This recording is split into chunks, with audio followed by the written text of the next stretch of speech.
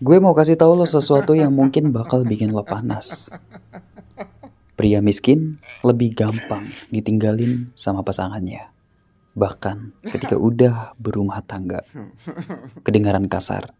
Iya, tapi ini kenyataan. Dan yang lebih parah, saat lo kehilangan pasangan lo itu, lo juga kehilangan harga diri lo sebagai pria. Lo harus percaya sama gue. Kemiskinan adalah akar dari banyak perceraian.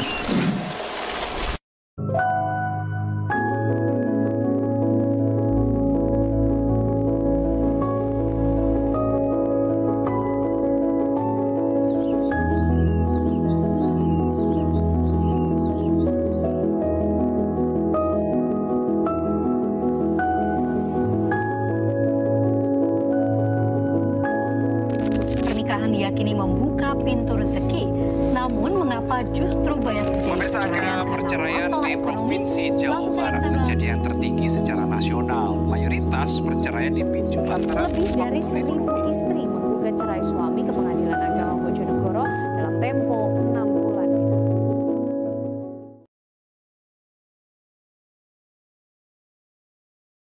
Dari video tadi kita bisa lihat bahwa di Indonesia, angka perceraian itu udah nyentuh angka yang miris banget.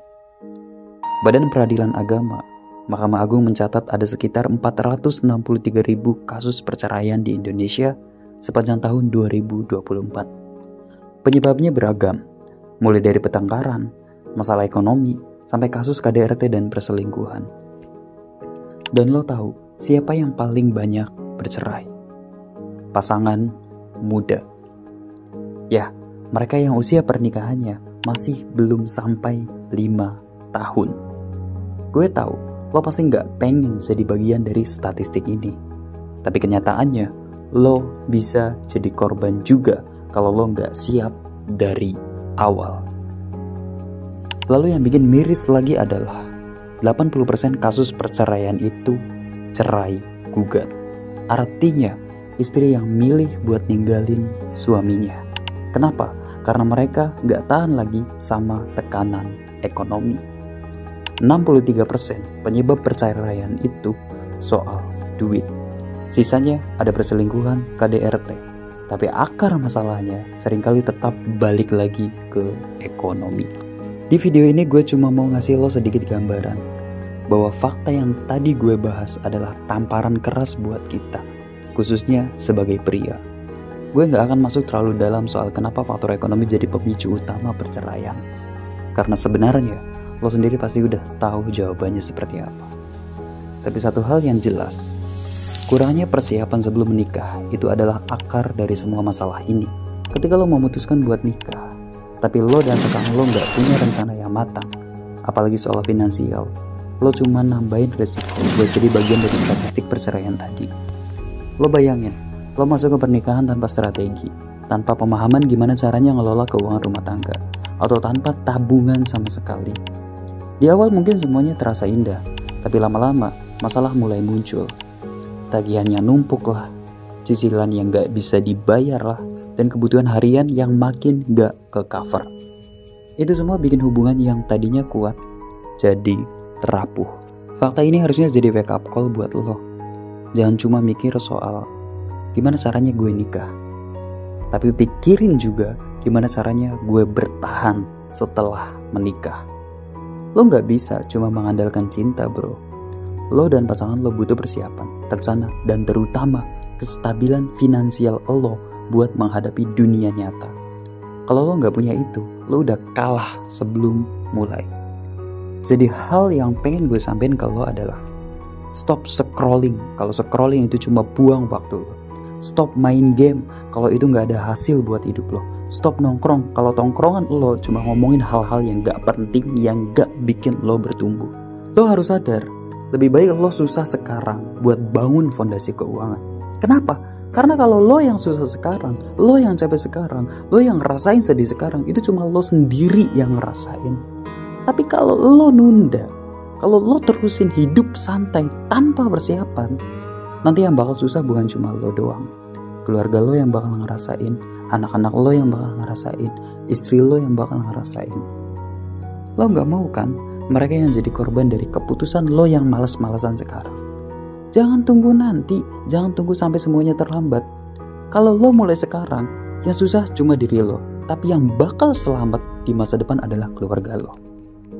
So, buat lo yang masih di umur 20-an, ini waktunya lo bangun pondasi keuangan lo. Lo gak mau kan jadi statistik perceraian di atas. Lo gak mau kan hidup lo berantakan karena lo gagal ngatur hidup dari awal. Lo gak mau kan ditinggalin sama istri lo.